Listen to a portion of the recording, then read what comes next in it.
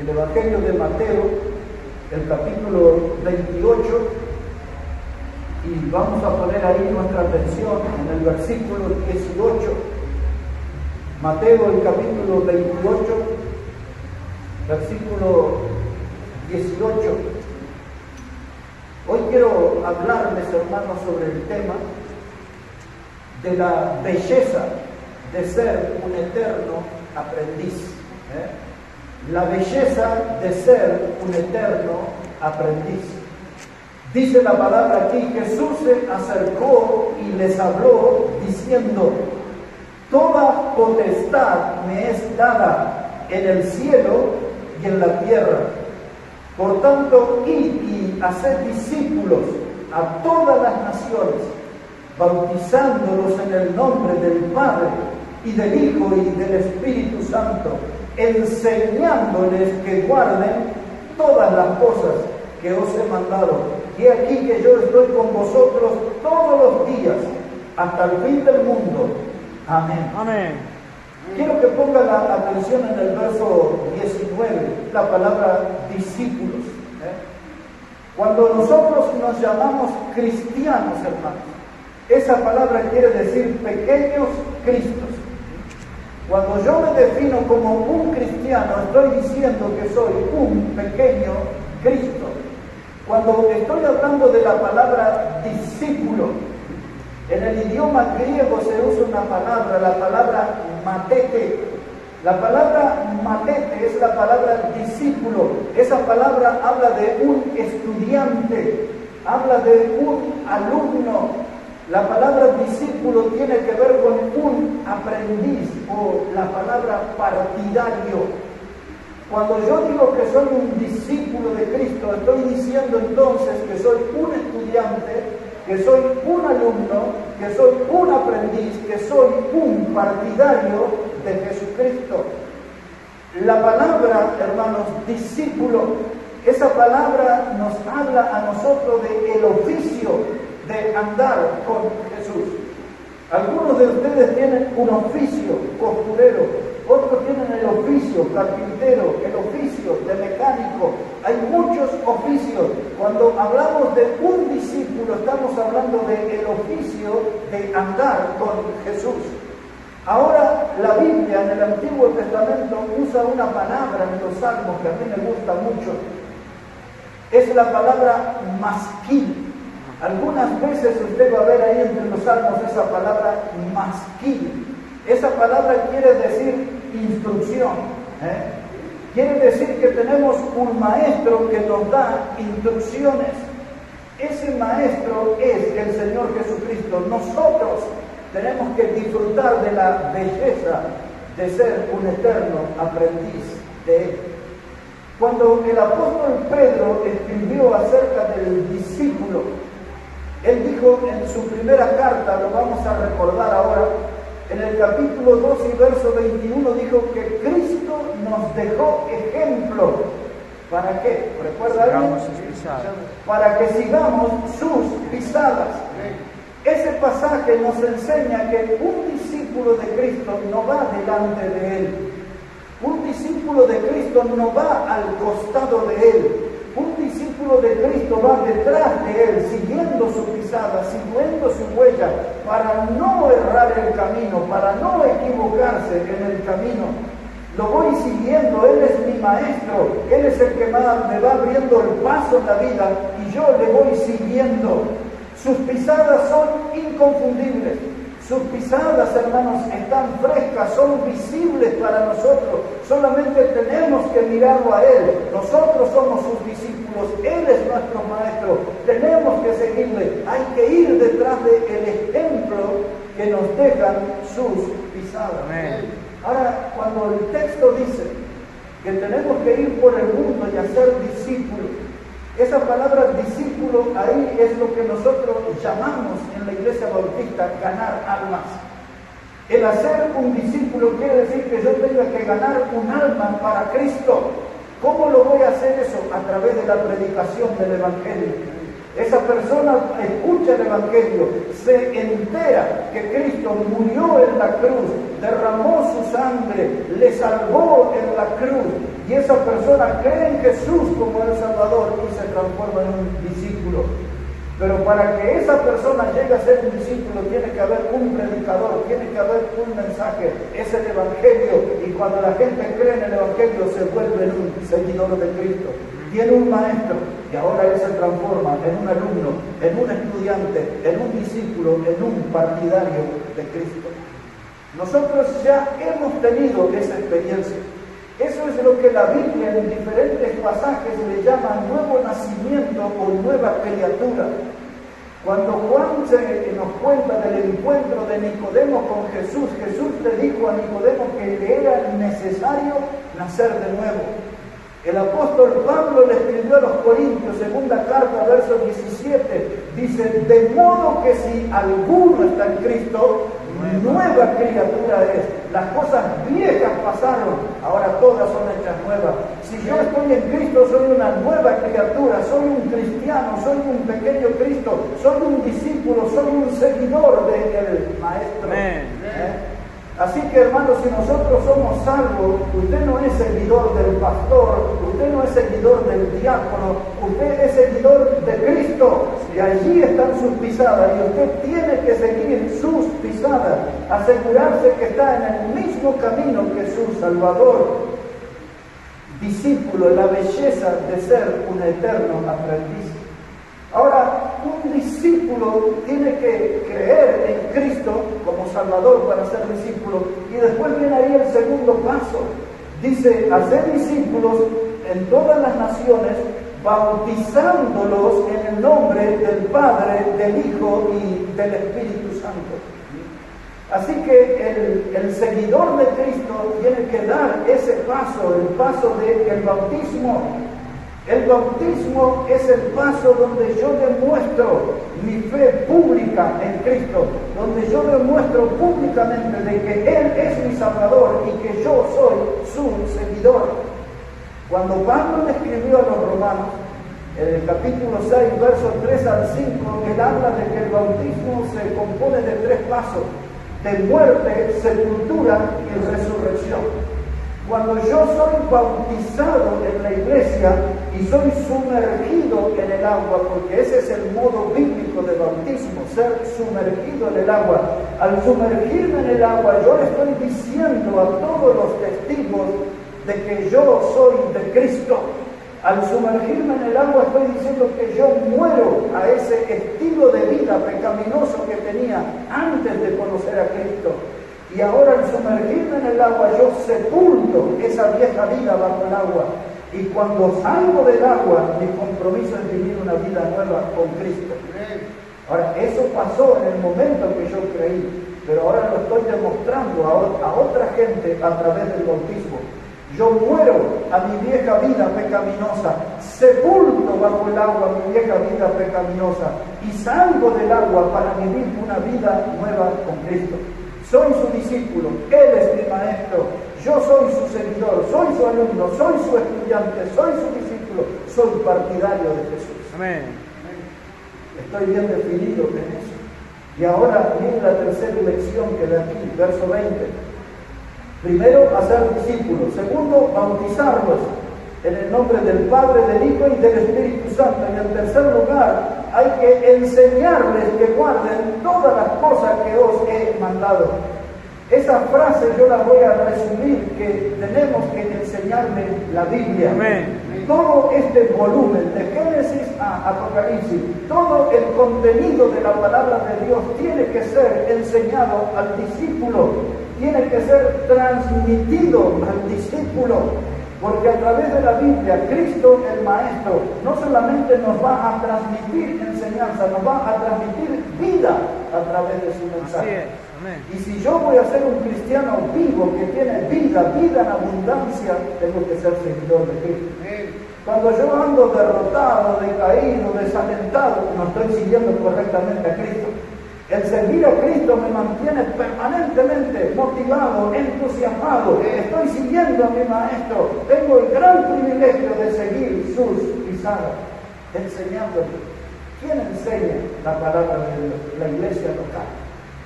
Dios ha dado esa responsabilidad de la predicación bíblica, de la enseñanza bíblica a la iglesia local. Por eso cuando Pablo le escribió a Timoteo, el apóstol Pablo le puso ahí en su carta, dice, para que sepas cómo debes conducirte en la casa del Dios viviente, columna, y qué más decía, y baluarte de la verdad. Eso es 1 Timoteo 3:15. Primera de Timoteo 3:15. Dice Pablo, aquí tenemos en la Biblia, aquí se nos enseña cómo debemos conducirnos en la casa de Dios. ¿Qué es lo que debemos hacer en la casa de Dios y qué es lo que no podemos hacer en la casa de Dios? Aquí está el manual de reglas, de mandamientos, de enseñanza, de estatutos. El libro de Salmos usa mucho esa palabra, estatutos. Aquí está toda la enseñanza del maestro de cómo debemos conducirnos en la casa de Dios. Y ahora un detalle. Dice Pablo que es la casa del Dios viviente.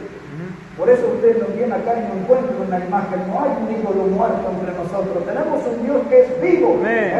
Su palabra es vivo. Por eso enseñamos la Biblia, predicamos la Biblia. Esta es la palabra viva porque su autor está vivo y quiere transmitirnos vida a nosotros. El autor de este libro fue el que sopló aliento de vida en el hombre y hoy sopla aliento espiritual para la vida de la iglesia. Columna y baluarte de la verdad. La palabra columna en la Biblia no tiene tanto que ver como lo que sostiene el edificio, aunque cumple esa función la Biblia. La Biblia sostiene la vida de la iglesia.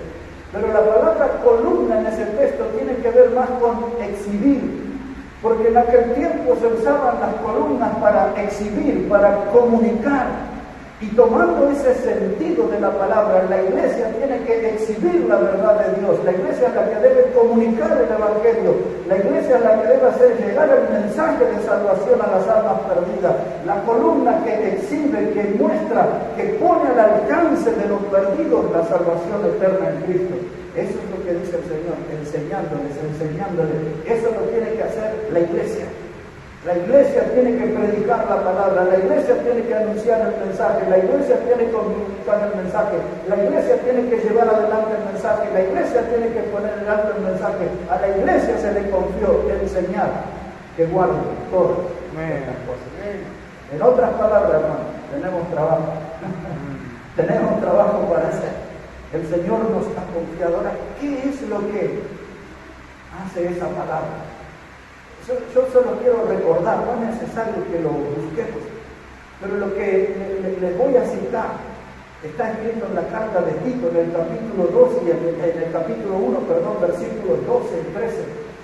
Tito habla acerca de que uno de los profetas habló acerca de los cretenses, es decir, los hermanos o las personas que eran de Creta, y dijo acerca de los cretenses que eran mentirosos. Dijo que los cretenses siempre eran mentirosos, no a veces, dice siempre mentirosos. Dice que ellos eran ociosos, o sea, vagos. Dice que eran malas bestias. Mire qué términos los calificaban a los cretenses. Mire estar entre las amistades con alguien que siempre es mentiroso, que siempre es un vago, que se comporta como una mala bestia, y dice que es glotón. Y entonces dice Pablo, le pide a Tito, dice, predícales duramente para que sean sanos en la fe.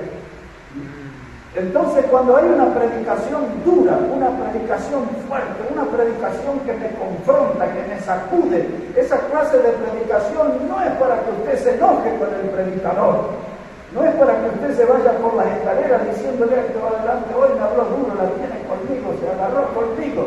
No es para que usted diga eso. Si la predicación fue fuerte y le tocó su vida, es para que usted sea sano en la fe. Amén. Porque ese es el efecto de la Biblia en nuestras vidas. La Biblia saca todo ese cáncer del pecado de nosotros y nos da buena salud. La Biblia nos da salud espiritual, nos da fuerza espiritual. Así que cuando escuche una predicación fuerte que le hace sentir a usted entre la espada y la pared, no se enoje con el predicador, dele gracias a Dios porque esa prédica es para que usted sea sano en la fe. Así que esa gente mentirosa, glotona, malas bestias y ociosos o vagos, lo único que les podía salvar era una predicación fuerte. Lo que podía hacer de ellos gente sana en la fe. Esa predicación fuerte era la que les podía hacer a ellos un discípulo, un seguidor de Cristo, un mateo. Esa palabra a mí siempre me causa gracia. No sé si ustedes han oído, pero ahí en la ciudad, adentro de Buenos Aires, ya hace algunas décadas, cuando alguien dice esa persona tiene ulmatete, dice está mal de la cabeza o tiene un enredo. La palabra matete aquí se usa para hablar de alguien que está en un estado de confusión, de alguien que no tiene un rumbo definido, dice ese tiene un matete en la cabeza. Pero esa palabra matete en la Biblia habla de un seguidor de Cristo, no de otra cosa, únicamente se usa para hablar de un seguidor de Cristo, de alguien que sigue la pisada del Señor Jesucristo. Hermanos, la iglesia tiene que hacer discípulos. ¿Cómo? Predicando el Evangelio. Y luego tiene que bautizar. Ese es el resultado de la obra del Evangelio. Salva y la persona se bautiza para seguir a Cristo. Y luego, ¿cuál es la función de la iglesia? Enseñar la Biblia. Enseñar la Biblia. Hace muchos años atrás alguien hizo un comentario y dice, a mí me gusta cómo predica el pastor, pero lástima que usa mucho la Biblia. ¿No? ¿Qué otra cosa puedo decir? El predicador tiene que hablar de la Biblia. ¿Sabe por qué, hermano? Porque en estos días que vivimos, principalmente en este nuevo siglo, los millennials que le llaman, ¿no? ¿Sabe que el diablo nos robó el evangelio de los púlpitos? El evangelio ya no es algo que se escucha en los púlpitos, al menos no en todos los púlpitos. Hay que buscar casi con lupa la congregación y el púlpito de donde todavía hay un predicador que habla del mensaje del evangelio.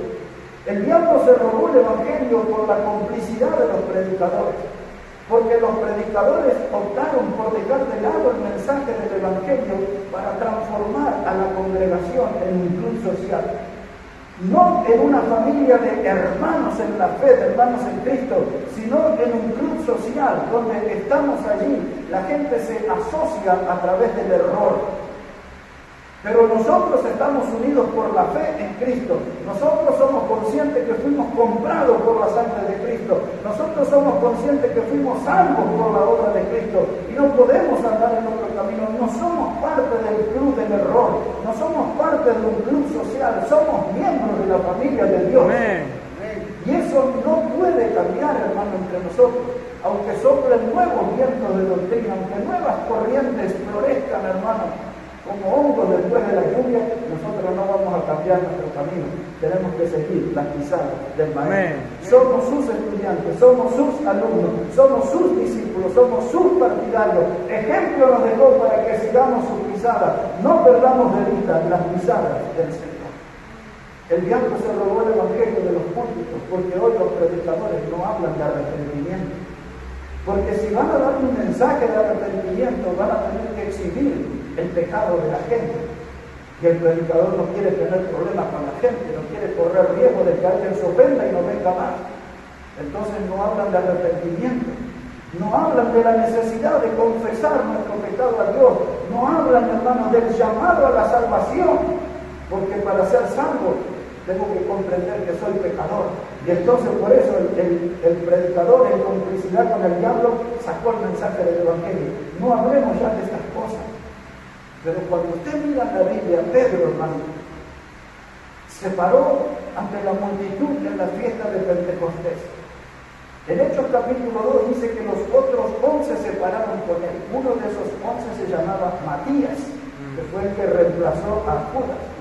Y usted llega allí en Hechos 2:38 y en la parte del sermón, Pedro le dice a la gente, arrepentíos y bautícese cada uno.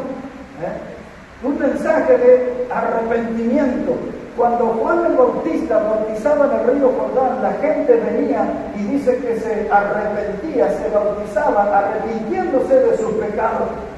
Esa predicación ya no se escucha en los púlpitos, el predicador llamando a la gente a arrepentirse. Y usted llega ahí a Hechos 2 y en el verso 40 dice allí, hermanos, que tenemos que arrepentirnos y ser salvos de esta perversa generación. Así predicó Pedro, que dice, arrepentidos y sé salvos de esta perversa generación. En otras palabras, la generación de Pedro y la nuestra no es una generación de buena gente. La gente quiere presentarse como grandes personas, se quieren presentar como gente solidaria, como gente que es realmente buena, pero la Biblia dice que tenemos un corazón que es engañoso y perverso. La Biblia habla, hermanos, de una generación de víboras. La palabra generación habla de los genes, que en lo profundo de nuestro ser tenemos conducta como de víbora. Nuestra vida despide veneno como de víbora. Eso es lo que produce el pecado adentro nuestro. Por eso Jesús le decía, y Juan el Bautista predicaba, que debía de arrepentirse generación de víbora. Gente venenosa, gente que está mal, gente contaminada, gente infectada por el pecado. En resumen, Pedro dice, arrepentidos y sé salvos de esta perversa generación. Los predicadores no quieren hablar de esto, que la gente se enoja, me molesta, me está señalando mi pecado, me está marcando mi pecado. Pero el extirpar el pecado de nuestra vida es lo que nos hace santos. Y ese es el otro mensaje que el diablo robó de los cultos. Hoy los predicadores no están llamando a la gente a la santidad, a separarse del mundo, a separarse de los deseos de la carne y vivir para Cristo. Los predicadores por lo general no llaman a la gente a eso, a renunciar a su pecado, a renunciar a ese estilo de vida tan mundano. Si ya no quiere. El diablo ha trabajado mucho en los púlpitos en este tiempo, hermano. Y el diablo está haciendo mucho daño en los rebaños, con la complicidad de los pastores que ya no quieren predicar esto.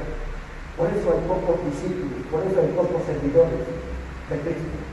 Usted va a ver en los carteles, dice movimiento cristiano tal y tal cosa, encuentro familiar cristiano de tal y tal cosa, el ministerio del evangelista fulano de tal. No hablan de discípulos, no hablan de seguidores de Cristo, porque los predicadores modernos no motivan a la gente a seguir a Cristo, no le enseñan las pisadas de Cristo. Si usted no sigue a Cristo, usted pierde el tiempo en una congregación. Amén. Yo vengo a la congregación para mejorar mi caminar con Cristo, para mejorar mi andar con el Señor. La Biblia dice que nosotros tenemos que andar como Él anduvo. Y hoy usted ve, hermano, toda esa gente llena de aritos y de tatuajes y de cosas que usted ve en los mundanos. El cristiano tiene que ser diferente. Cuando usted ve esas cosas en los mundanos y lo ven los cristianos, algo no está bien. Y lo que no está bien es que el cristiano no está siguiendo a su maestro. La palabra que se usaba para maestro a veces era rabón. ¿Se acuerda cuando Cristo resucitó y María Magdalena apareció a la puerta del sepulcro y le dijo, Raboni?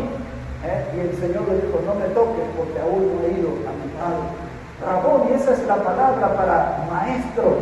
Él es nuestro maestro y nosotros somos sus discípulos y tenemos que disfrutar, hermanos, de la belleza de ser un eterno aprendiz. Porque cada día, algunos de ustedes que en este último tiempo han creído en Cristo como el Salvador, van a aprender cosas. Yo que llevo 41 años caminando con el Señor, sigo aprendiendo cosas, me siguen sorprendiendo sus enseñanzas. Por eso estoy hablando hoy de la belleza de ser un eterno aprendiz. Un aprendiz nunca se cansa, un aprendiz nunca se aburre, un aprendiz siempre está atento, un aprendiz siempre se asegura de hacer todo igual que su maestro. A eso, hermano, Cristo nos salvó. Tenemos que ser santos porque Él es santo. Amén. En eso tenemos que imitar a nuestro maestro. Y ahora, la iglesia, hermano, que no bautiza. Nosotros ahí tenemos un tema serio, porque hace mucho que no tenemos bautismo. Pero la iglesia tiene que bautizar, porque esa es la señal de que está siguiendo al Señor. La iglesia tiene que predicar, hermano. La iglesia tiene que enseñar la Biblia. La Biblia no puede ser un libro decorativo en el púlpito. La Biblia tiene que ser enseñada, tiene que ser explicada, tiene que ser desarrollada. La Biblia no puede ser reemplazada por un celular, no puede ser reemplazada por una computadora. Amén. Hoy hay muchos predicadores, y aún de los buenos, que han caído en esa trampa de predicar desde un celular, desde predicar desde una computadora. No, la palabra Biblia, ya lo estudió usted aquí, es la palabra Biblia, que significa el libro, no es un celular, no es una computadora, es el libro de Dios. Amén. Es la palabra de Dios, hermano. En los púlpitos modernos, hoy hay una debilidad, una anemia galopante, mis hermanos, porque ya no se predica la palabra de Dios. La iglesia se volvió frágil, pero usted y yo tenemos que asegurarnos que estamos siguiendo las pisadas, hermano. Que estamos teniendo conducta de discípulos de Cristo. Mis hermanos, ¿por qué los predicadores se han vuelto cómplices del diablo y ya no predican estas cosas? Ya no predican salvación, ya no predican arrepentimiento, ya no predican santidad, ya no predican estos temas. Y muchos de ellos dejaron de predicar eso a cambio de dinero, a cambio de dinero. Carlos Spurgeon, el hombre que en la historia se ganó el apodo del príncipe de los predicadores, y claro que era un enorme predicador, un predicador golpista de Inglaterra. Él predicó allá por los años 1850. Llegó al pastorado con 18 años, jovencito. Un hombre que hizo, hermanos, una iglesia que llegó hasta 16.000 miembros. La gente hacía fila debajo de la nieve para poder encontrar un lugar en el culto. Era un predicador apasionado. Carlos Spurgeon una vez dijo que algo así, dice que si un predicador sirve a Dios por dinero, entonces le va a servir al diablo por más dinero. Y esto es lo que ha pasado, que muchos hermanos no llegan al púlpito porque Dios le ha dado el don. Muchos están en los púlpitos no porque fueron llamados por Dios para ese ministerio. Llegaron al púlpito buscando dinero, pero un día el diablo les ofrece más dinero que el que recibe y se van por ese camino. Este mismo Spurgeon era un hombre que parecía que veía el futuro, porque en uno de sus comentarios decía que iba a llegar el día en que en los púlpitos, en vez de haber predicadores, iba a haber payasos que iban a entretener a las cabras. Y es eso lo que hoy vemos en las iglesias. Y ya hemos hablado en otros mensajes sobre eso. De las cosas escandalosas que se hacen en las congregaciones para atraer gente al club, socios del club del error. La iglesia que anda detrás de Cristo, detrás de sus pisadas, esa iglesia predica la Biblia y no se aparta de la Biblia. Por más vientos nuevos de doctrinas que aparezcan, la verdadera iglesia se mantiene en el camino del Señor. Amén. Ahora, mis hermanos, el predicador no está para levantar las emociones de la gente. El predicador, hoy en la iglesia se habla de la palabra coach. ¿Escucharon ese término? Este es un coach cristiano. Quiere decir que es un entrenador, es un farsante, porque le enseña al predicador cómo actuar para captar la atención de la gente. Es decir, que en vez de ayudar al predicador que sea un varón de Dios, le está enseñando a ser un actor, un artista, alguien que finge una manera de ser, de comunicar. Y por ahí se metió el diablo. Hoy, hermanos, en las iglesias hay coreografías. No se sientan a cantar como nosotros en algunos domingos, y cantamos una alabanza y la grabamos. No, hoy se hacen movimientos coordinados. Esta semana una persona de otro país que conocí hace pocos días, 2 semanas quizás, me envió muy emocionada, estaba conmovida por algunas de mis prédicas que había oído. Entonces le dijo, mire, aquí le doy parte de lo que yo hago, y me mandó ahí, es una persona como de 50 años, y me mandó un video donde estaban ahí bailando, hicieron un canto, no puedo llamarle alabanza a eso. Y entonces 6 personas se ponían ahí, levantaban las manos así, y bajaban y hacían todas unas danzas, unos movimientos, y traían a alguien que había tenido un accidente, o sea, todo era una actuación. Y después que lo atendían, y pobre, al actor lo tiraron por ahí atrás, ni siquiera lo atendieron bien. Y siguieron bailando, y ella me mandó eso, supongo, con el entusiasmo que me iba a impactar esa danza. Ese es el desastre de las iglesias de hoy, donde la predicación ha sido reemplazada por un espectáculo, por un show de muy baja calidad. La predicación, hermano, la motivación nuestra tiene que ser de venir a la iglesia para escuchar la palabra de Dios. Amén. ¿Qué alimento traerá el predicador? ¿Cuál será el mensaje del predicador? Hoy vengo con el corazón abierto, que Dios me hable a mí. Amén. Tengo necesidad, tengo luchas, tengo batallas perdidas incluso. Necesito que Dios me muestre un camino de victoria. Necesito que Dios me dé esa fuerza de lo alto para que yo pueda enfrentar al enemigo y ser victorioso en mi vida cristiana. Tengo que venir a la iglesia con eso, no a ver un espectáculo, un show. No vengo a escuchar a un artista, vengo a escuchar al maestro, porque yo quiero ser su discípulo. Yo quiero vivir la belleza de ser un eterno aprendiz del Señor Jesús. Del Señor Jesús. Lucas 9, versículos 23 y 24. Evangelio de Lucas, el capítulo 9, versículos 23 y 24. Dice la palabra, y decía a todos: si alguno quiere venir en pos de mí, niéguese a sí mismo, tome su cruz cada día y sígame. Porque todo el que quiera salvar su vida, la perderá. Y todo el que pierda su vida por causa de mí, ese la salvará. Ahora viene Jesús, dice: si alguno quiere venir en pos de mí, exactamente eso quiere decir: si alguno quiere ser mi discípulo, si usted quiere ser mi seguidor, dice Jesús, si usted quiere seguir mis pisadas, hay tres cosas que tiene que considerar en forma muy rápida. Ahí dice, tiene que negarse a sí mismo. Es decir, eso es lo que nosotros, o que el apóstol Pablo también le llamaba la muerte del yo. ¿Se acuerdan cuando Pablo escribió Gálatas 2, verso 20? Él dijo: con Cristo estoy juntamente crucificado, y ya no vivo yo, mas vive Cristo en mí. A los filipenses le escribió de otra manera, la misma idea, pero en otras palabras. Capítulo 1, verso 21, le dijo: para mí el vivir es Cristo y el morir es ganancia. No había otra cosa como cristiano: ser seguidor de Cristo, ser discípulo de Cristo, matar el yo. Es decir, que yo dejo todos mis intereses, todo lo que es mis gustos, todas esas cosas que son mundanas, yo las dejo, mato el yo, porque yo quiero vivir para Cristo. Él es mi maestro, yo soy su discípulo. Yo no puedo seguir las pisadas de Cristo viviendo de modo mundano. El mismo apóstol Pablo que había escrito a los romanos en el capítulo 12 y en el versículo 2, él les había dicho, hermanos, que nosotros teníamos que morir a este siglo. Es decir, que no tenemos que permitir que el siglo, el mundo, el estilo de vida del mundo nos ponga en su molde.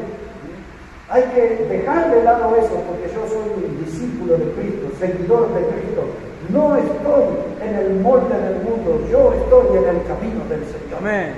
Tengo que estar bien definido. Dice: niéguese a sí mismo, tome su cruz. Ahora, cuando la Biblia dice tome su cruz, hermano, hay tres cosas que tenemos que recordar allí. Tomar la cruz de Cristo, hermano, significaba sufrir. Toda persona que era crucificada era clavada allí al madero, y eso producía un enorme dolor, un enorme sufrimiento. Y él dice: ¿quieres ser mi discípulo? Tienes que estar dispuesto a sufrir, porque tienes que tomar la cruz.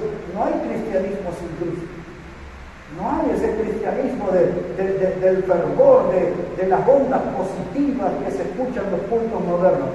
El verdadero cristianismo implica llevar la cruz de Cristo, y la cruz es un símbolo de dolor, pero la cruz también es símbolo de vergüenza, porque la persona crucificada era exhibida desnuda. La gente pasaba, se burlaban, le insultaban, le tiraban piedras, hacían toda clase de cosas. La Biblia enseña que delante del Señor la gente se estiraba los labios hacia arriba y hacia abajo y meñaban la cabeza, burlándose delante del Señor.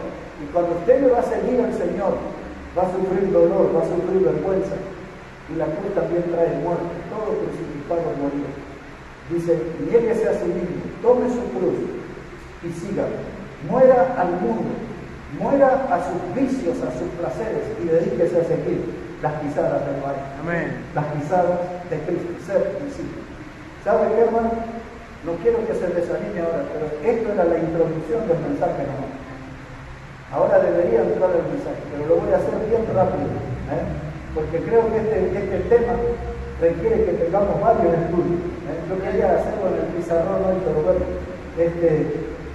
pero esto es nada más que la introducción, y ya tendríamos que estar terminando, pero le voy a decir unas 4 o 5 cosas de ser discípulo. Primera de ellos, hermanos, si yo quiero ser un seguidor de Cristo, voy a tener que ser un pescador de hombres, un ganador de almas. Vamos a buscar un pasaje que nos recuerda eso. Si puede ir a Mateo capítulo 4, versículo 18. Mateo 4, verso 18. Mire cómo dice la palabra de Dios en el Evangelio de Mateo capítulo 4, versículo 18. Dice la palabra de Dios, hermanos: andando Jesús junto al mar de Galilea, vio a 2 hermanos, Simón, llamado Pedro, y Andrés, su hermano, que echaban la red en el mar porque eran pescadores. Y les dijo: venid en pos de mí, y os haré pescadores de hombres. Ahora, mire, hermano, ahí está el llamado de Jesús. El Maestro llama. Dice: vengan en pos de mí, sean mis seguidores, sigan mis pisadas, y van a ser ganadores de hombres, pescadores de hombres. Porque el oficio de Pedro era pescador, y él usó ese oficio para decir: vas a ser un pescador, pero ya no andas sacando sábalo, ni palometa, ni pacú, ahora vas a estar pescando hombres. ¿Y cómo vamos a hacer eso de pescar hombres? Yo nunca oí algo así. Lo vamos a pescar con el mensaje del Evangelio. Y vas a notar, Pedro, la diferencia, porque cuando sacas un pescado, un pez del mar, se transforma en pescado y muere. Pero cuando usted pescas a un hombre, ese hombre está muerto y cree en el Evangelio y pasa a tener vida. Ahí hay una gran diferencia. Por eso Pedro tenía que aprender a pescar hombres. Él sabía cómo sacar el sábalo y los otros peces. Pero de hombre no. El hombre es alguien que está en un estado de muerte. La Biblia dice: muerto en delitos y pecados. Y vamos con el mensaje del Evangelio y lo vamos a alcanzar con ese mensaje y lo vamos a sacar de ese mundo de tinieblas y lo vamos a traer a la luz admirable de Cristo.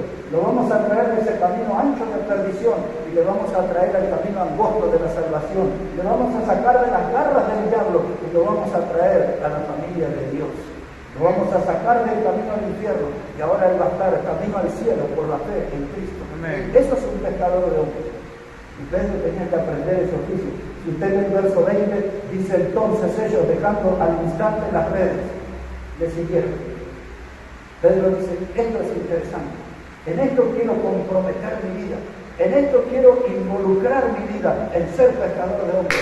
Y le siguieron. Amén. Ahora Jesús hoy nos va a llamar a cada uno de nosotros para eso. Ese llamado ya tiene 2000 años de historia humana. Está reflejado en Marcos 16:15, cuando les dijo: ir por todo el mundo y predicar el Evangelio a toda criatura. Y esa voz viene retumbando desde el pasado: ir por todo el mundo y predicar el Evangelio a toda criatura.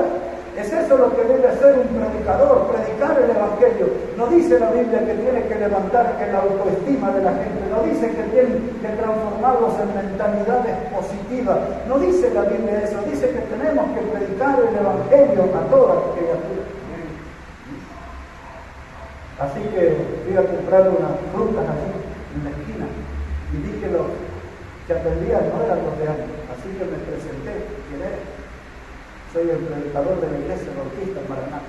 Estamos aquí en Mesquí. Aquí está un folleto sobre el Titanic. Aquí tiene los horarios de reunión. ¿Cómo se llama usted? El joven me dijo: me llamo Beimar. ¿De qué departamento es usted? De Potosí. Yo soy predicador, pero soy investigador. Quiero que me cuente todo. Y comenzamos a hablar con Beimar. Y quizás mañana él va a motivar a su hermano para que venga. Él trabaja en los horarios de reunión. Pero eso es el predicador, hermano. Yo le iba a decir: no tiene que levantar su ánimo, mire que sus ventas van a aumentar, su ingreso, la prosperidad económica, la posición social va a estar. No, hermano, el predicador tiene que hablar de Cristo. Amén. Tiene que predicar el Evangelio. Cuando yo hablo de la salvación por medio del Evangelio, estoy siguiendo a mi maestro. Mírelo como algo así. Quiero ir bien rápido, hermano, porque quiero terminar en 10 minutos. Aquí en Mateo, pero capítulo 9, mire un momento, por favor. Evangelio de Mateo, el capítulo 9. Versículo 35, 9:35. Mire cómo dice la palabra de Dios allí. Dice, recorría Jesús todas las ciudades y aldeas, enseñando en las sinagogas de ellos y predicando. ¿Qué cosa predicaba? El Evangelio. El Evangelio del reino, y sanando toda enfermedad y toda dolencia en el pueblo. Y al ver las multitudes tuvo compasión de ellas, porque estaban desamparadas y dispersas como ovejas que no tienen pastor. Ahora Jesús recorría, el maestro recorre, el maestro va detrás de las almas. El maestro no se queda a esperar que la gente venga.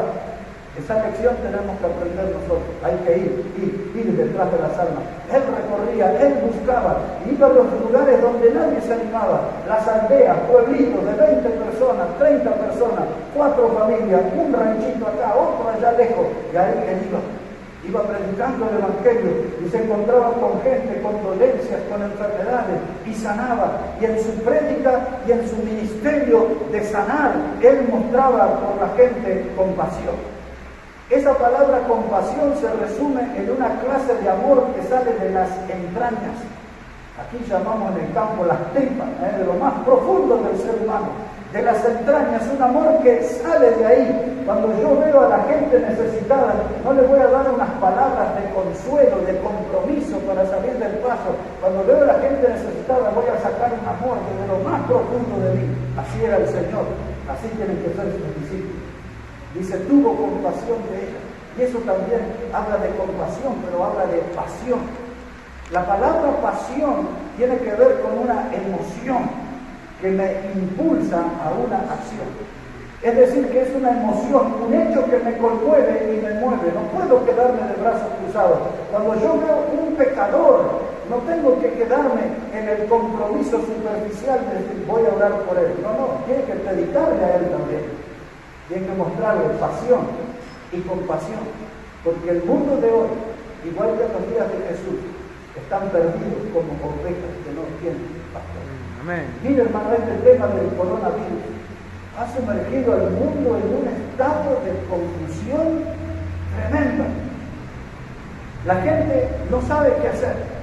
No sabe si encerrarse, no sabe si usar barbijos, usar alcohol en gel. Unos dicen que es bueno, otros dicen que es malo, y usted escucha y todo eso. Ayer estábamos viendo por algunos videos de gente que se vacunó y quedaron todos ahí temblando como tuvieron corriente eléctrica, convulsiones, gente muerta, noticias que se esconden, noticias que se inventan. Vivimos en un mundo que está perdido como ovejas que no tienen pastor.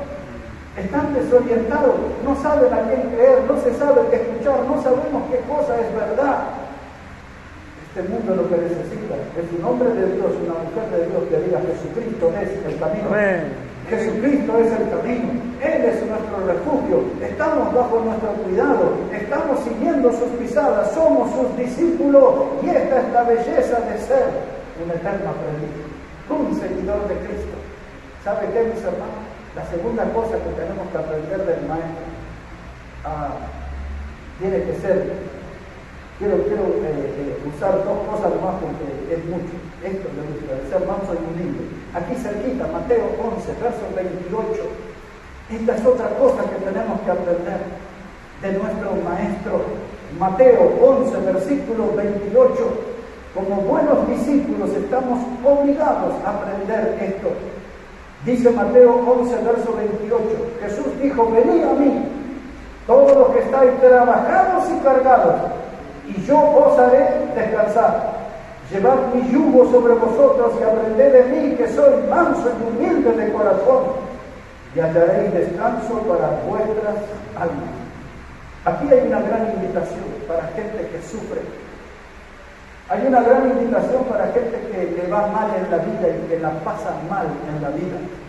Esa gente está ahí en las palabras, cansados y trabajados. Algunos están tan cansados que quieren quitarse la vida o se han quitado la vida. Se cansaron del estilo de vida del mundo, se cansaron del mundo y tienen ganas de morirse o se han quitado la vida. Cansados y trabajados. Gente que está aplastada por el pecado, no tiene fuerza para levantarse. Jesús dice, yo predico para ustedes, vengan a mí. Vengan a mí porque yo voy a dar un descanso para nuestra alma. No les voy a dar un alivio psicológico, les voy a dar un descanso al alma. Eso va a ser el fruto de una obra de Dios, de una obra divina. Descanso y paz para el alma. Y ahora Jesús nos llama la atención a nosotros, a sus discípulos. Como que si el Señor dice que en Mateo 5 dice que él fue al monte, allí fue a dar su sermón del monte, y dice que estaba él allí entre la multitud. Y a mí me parece verlo, toda esa gente, más de 5.000 personas allí reunidas. No había micrófono, no había nada, y el Señor golpeando su mano, llamando la atención, y empezó a decir: bienaventurados los pobres en espíritu. Y empezó a decir: bienaventurados, usted sabe todo lo que le habla de los mansos, de los de limpio corazón, y empieza a hablar de todo eso. Y ahora el Señor dice: discípulos, esto quiero que aprendan de mí, ser manso y humilde. Ser manso no significa, no sé si ustedes usan la palabra felpudo. Un felpudo es algo que a veces en un hotel o en un lugar es como una alfombrita, y ahí viene la gente y se limpia los pies, zapatea de arriba, ¿no? Ese es un felpudo. La palabra manso no significa que vamos a ser felpudos, que vamos a ser pisoteados por el mundo. La palabra manso más bien tiene que ver con la idea de un caballo cuando se doma. Y cuando Jesús habla de ser manso, no tengo que ser como ese caballo que anda corcoveando a los arcos y tira el jinete como que estuviera loco el caballo, ¿no? Sino que ser manso, tranquilo, porque Dios va a modelarnos al modo del divino alfarero, al modo que enseña Filipenses 1, verso 6, el que comenzó en vosotros la buena obra, la perfeccionará, tranquilo, o como se dice en Bolivia, con calma, con calma. Cristo está trabajando con calma en nosotros. Él comenzó la buena obra y Él la va a perfeccionar. Y a veces nos miramos al espejo y decimos: ¿qué sacará bueno de mí el Señor? Yo no sé, pero Él está trabajando. De a poco, Él está moldeando nuestra vida. Él comenzó la buena obra y dice que Él la perfeccionará. Esa palabra perfeccionará significa que la completará. Y dice Jesús, dice: aprender a ser manso. En otras palabras, déjate moldear por mí. Porque quiero hacer de ti un pequeño Cristo, un discípulo, un alumno, un estudiante, un discípulo, un partidario de Cristo. Un servidor, mis hermanos, y humilde de corazón. En nuestro corazón hay mucho orgullo, en nuestro corazón hay mucha altivez. En muchos momentos de nuestra vida nos sentimos mejores que otros, nos sentimos superiores que otros, y hasta a veces algunos se sienten más lindos que otros. ¿No? Siempre estamos como en un escalón más arriba, y el Señor dice: ese corazón hay que revisarlo, en ese corazón hay que trabajar, porque hay que lograr tener un corazón humilde. Dice: de eso yo puedo enseñar, cómo ser manso. Dice: la gente me abofeteó, la gente me puso corona de espinas, la gente me castigó con el látigo, la gente me puso en la cruz, pero no me domó, me levanté victorioso al tercer día. Entonces, nosotros, hermanos, tenemos que dejar que Dios trabaje, porque Él quiere hacer de nosotros gente mansa, victoriosa, y quiere hacernos gente humilde. El orgullo es algo insoportable, de gente que siempre se siente mejor que otro. Yo no quiero ser mejor que nadie, yo quiero ser como Cristo. Él es mi maestro, yo soy su seguidor, soy su discípulo. No quiero perder la belleza de ser su eterno aprendiz. Uno más y terminamos. Tengo una lista larga, pero ya hay que aterrizar. Mire, vamos a buscar ahí, por favor, a ver cómo lo vamos a terminar. El Mateo 6, ya que estamos en Mateo, me quedo ahí, capítulo 6. Ese pasaje me dejó con ganas el domingo anterior. El hermano Omar estuvo citando ese pasaje de Mateo capítulo 6, en especial el verso 24. Mire cómo dice la palabra de Dios, Mateo 6, verso 24. Dice Jesús: ninguno puede servir a dos señores, porque aborrecerá a uno y amará al otro, o estimará al uno y menospreciará al otro. No podéis servir a Dios y a las riquezas. Traduzca esa palabra riqueza como palabra materialismo. No puedo ser un amante de la vida espiritual y un amante de lo material. Esto es agua y aceite, no puede juntarse, no puede andar juntos. La palabra riqueza, si usted quiere, tradúzcala también como algo terrenal. No puedo juntar lo que es terrenal con lo que es celestial. La palabra riqueza, si usted quiere, puede traducirla también como algo temporal. Y no puedo yo ser un seguidor de Cristo que cree en la vida eterna, en lo eternal, y estoy aferrado a la temporal. En otras palabras, Jesús quiere que si vamos a ser sus discípulos, tenemos que definir, tenemos que dejar lo que es terrenal para empezar nosotros a pensar en lo que es celestial. Tenemos que dejar lo que es temporal para dedicarnos a lo que es eternal. Y tenemos que dejar de lado lo que es material para dedicarnos a lo que es espiritual. Ese cambio tiene que haber en una persona para ser un discípulo de Cristo. Él lo dice así: no puede usted servir a dos señores. No puede, tiene que definirse, tiene que tomar una decisión. Nadie le va a obligar a tomar esa decisión. Usted toma esa decisión para bendición de su vida, para bendición de su familia. La decisión es ser un discípulo de Cristo. Voy a seguir a mi maestro. Y yo cité después el domingo, después que el hermano Marley dio ese pasaje, yo cité el versículo 21, ¿recuerdan? Dice Mateo 6:21, porque donde está vuestro tesoro, allí estará también vuestro corazón. Entonces defínase, Dios o la riqueza, la luz o las tinieblas, lo espiritual o lo carnal, lo eternal o lo temporal. Si voy a ser un seguidor de Cristo, tengo que hacer todo lo que dice mi maestro. Jesús dijo: vosotros sois mis amigos si hacéis lo que yo os mando. Juan lo dijo en 1 Corintios 11:1: sed imitadores de mí como yo de Cristo. Ser un imitador de Cristo quiere decir que soy igual a Él. Si usted prefiere, una fotocopia autenticada. Igual a Él, igual a Él. Él es mi maestro, yo soy su discípulo. Soy su alumno, soy su estudiante, soy su discípulo, soy su partidario, soy su seguidor. Ese es el gran desafío que nos convoca este mensaje para que podamos vivir, hermanos, la belleza de ser un eterno aprendiz de Jesús. Que Él bendiga su palabra en este día, que bendiga sus vidas.